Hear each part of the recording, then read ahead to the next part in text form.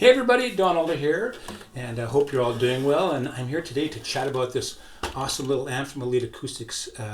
It's called the D4-8 Acoustic Amplifier, packed with a ton of features, which we're going to talk about, and I'll also show some examples. But first off, I just wanted to show you this little box called the Stomp Mix 4, also made by Elite Acoustics. And I've been using this a fair amount. It's so portable. And it's a 4-channel mixer with all sorts of amazing features on it. And this is the heart and soul of this particular baby. And so, if you have one of these or have one of these, it's good to get both because you can always mirror your settings back and forth. And when you can take an amp with you, you've got them here. And when you can't take an amp with you, you got them here. So that to me is a huge sell feature right there. They're calling it a compact rechargeable acoustic amplifier. With its 32-bit 100 megahertz DSP engine. So it's using LFP rechargeable batteries with a play time of 4 to 6 hours. And we'll talk about this LFP a little bit later because it's quite an important little feature to know about. So right off the bat, so like I said, it's a 4-channel digital mixer. So we're going to go back to my page here. And as you can see, I've got channel 1, 2, 3, and 4. It's got 10 user scene memories, which is great because you can do your settings for each of your guitars or for your microphones, whatever, and you can store those. So for show 1, you might have 1 guitar and maybe 2 vocals. You can save the setting for that, and next show you might have 2 guitars, 1 vocal, and you can save a scene for that. So very handy feature. Let's go to how you would get there. You click on your system button, and you can see here is you have a, you can select which memory you want. I've got it on 3 right now. You can clear, you can store, and you can recall. Okay, so I have noticed that when you store, you're going to hold this for a couple seconds, but when you recall, you push quickly. You don't want to hold it down too long to get it to get that new memory to come back up. So next feature up is input, color display, as you can see, but it's also got input level monitoring. And this is important. So they recommend that you stay minus 12 or below. And right now, I'm a little bit above on my channel 1. So I've got the Yamaha pickup going into channel 1, and I've got the Seymour Duncan mag mic going into channel 2. And as you can see, the Seymour Duncan's below, and my Yamaha's higher. Now, because it's 32-bit, it might give you a bit more headroom. I'm not hearing any distortion. But if I needed to, I could just turn down my guitar. All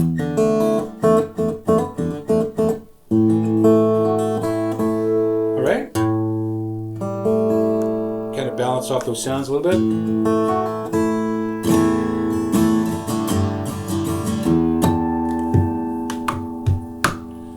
So, so you just want to make sure you're going to keep within those ranges and not really drive it, right? And that's the beautiful part about having a mixer is you've got multiple stages of gain here, so you can optimize your sound, right? You don't usually find that in an electric guitar amp. You probably get 2 stages. You get your input and then your master. So this has a lot more flexibility with things you can do. So for example, if I go to page and I click on the parameter button a couple times, it's going to take me to my main level out. So I've also got that, which can control how much goes out of the amplifier, right? And we'll come back to that a little bit later too, because it does serve another purpose. Go back to the main page. And so it's got the input level monitoring. It's got 2 class mic A inputs with trim pad for channel 1 and 2 with 48 volt phantom power. So that would be channel 1 and 2 right there. And of course, you get actually 3 XLRs in, but the 48 volt will work on all 3 of these. So let's find out the difference. So yeah, these have trim pots. I guess the trim pots for here also work with these guys. And you got the 2 high impedance instrument plugs right here going in. Now I'm just going to touch briefly on this and come back to it later because there's some other more amazing features in here that allow you to really be so flexible with so many different pickups, okay? So, line instrument input 4, so you got a line instrument pin 4 there, and then you've got the mic here, so again, you've got pads, you can switch between mic and line, you got another pad down here, so instrument, mic and line, you got your level pots right here. All right, so moving on, we have independent reverb, shimmer effects level on each channel. So if I went to the page and I clicked again, oops, pardon me, if I go to, oh, this is right. So here's my reverb send right here, right? As you can see, I've got reverb on channels 1 and 2, and they're both different. Check those. I'll turn them off totally. Dry. It's actually a really great sound on reverb. And if you hit the parameter button again, you get to have shimmer. All right, and a pre-delay and the tone and the decay. Now, I don't know of any other amplifier that's got a shimmer effect into it, and this is pretty groovy. You know, Lead Acoustics, I met the head engineer, and he's quite, and I think probably the founder of the organization, named David. And he's very approachable, so if you got great ideas for an amplifier, reach out to him. They listen to the community because these amps are designed and built in the USA.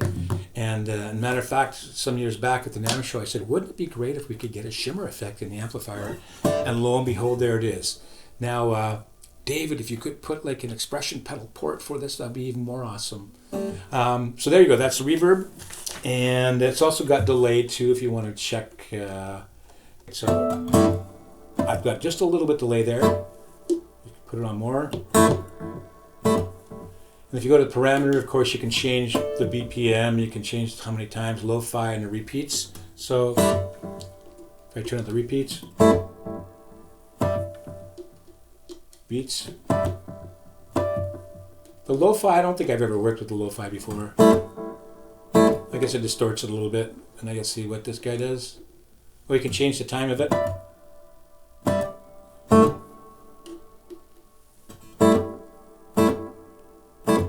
Oh, that's nice. Wow, okay. Interesting, okay, that's cool. So I'll go back to the 1, which is what I like. And I'll go back to 0 repeats because that's the way I like it. No lo-fi. And I'm going to go back to, I think I had like 136 or something like that. And I'm going to go back to the parameter. And I'm going to take my level down because I don't want too much delay. A bit more.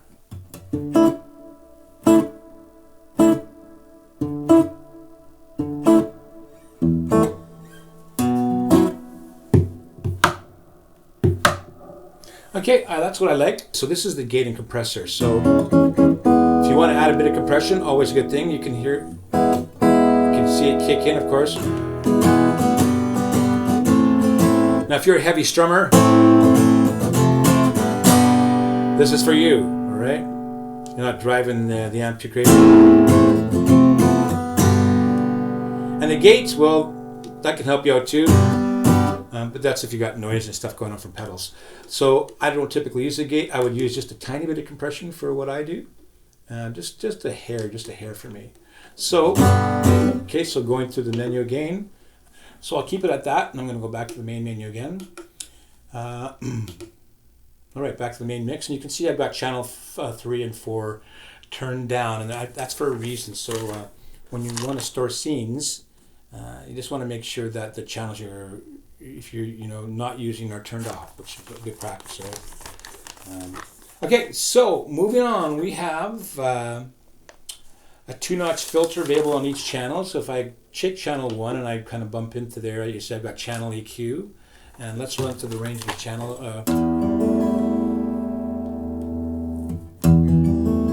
It's taking the bass up quite a bit. You can see it's got quite a range there.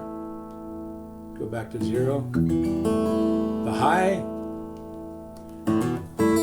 Now the high is good thing to know is that basically the high EQ has no effect unless you got the tweeter dial turned up. So I'm going to turn that on, which is something unique. I've never actually seen a little dial for the tweeter, right? And so you got a 1-inch tweeter here and an 8-inch speaker. All right.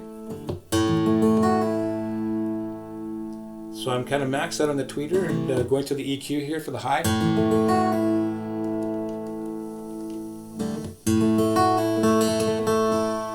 Go to the mid.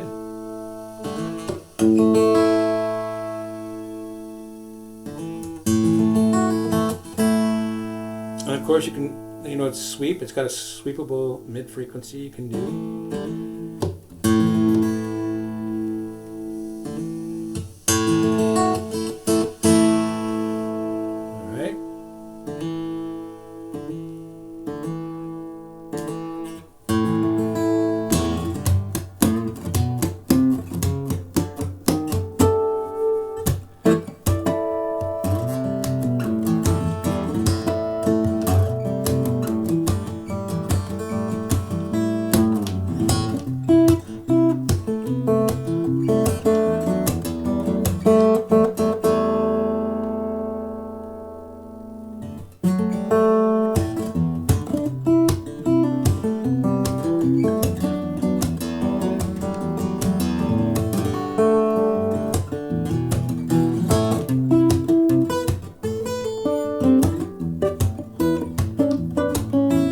All right, moving on to more features. So you got the EQ, and now you've also got, if you click the button again on channel 1, you're going to find some interesting features here, especially if you're using multiple pickups. So you have notch filters. You got a couple notch filters. You can turn them on or off, and I don't usually use that. And of course, you can select the frequency. Now, the thing that's important to me is the polarity switch. I've got 2 pickups going, and typically you could run into some phase cancellation. So listen to what happens. I've got this set up, but listen to what happens when I dial that.